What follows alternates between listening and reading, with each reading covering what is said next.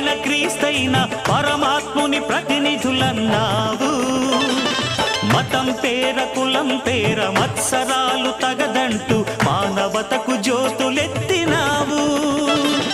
రాముడైన రహీమైన నాన్నకైన క్రీస్తైన పరమాత్ముని ప్రతినిధులన్నావు.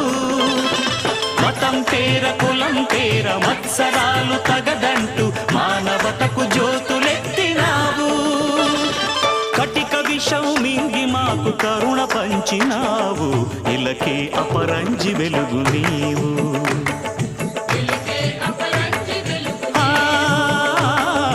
ఇలకే అపరంజి వెలుగు నీవు.